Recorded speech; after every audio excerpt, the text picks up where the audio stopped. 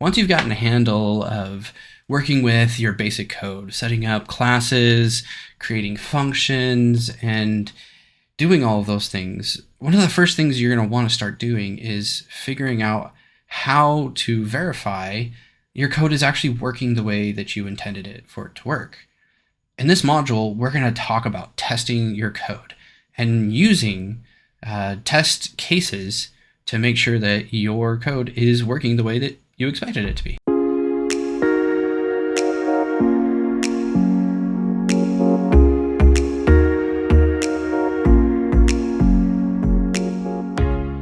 In this module, we're going to be covering several topics surrounding testing your code. We're going to talk about what the purpose of testing your code is. We're going to talk about functional versus non-functional testing. We're going to talk about creating unit tests in Python using the unit test module.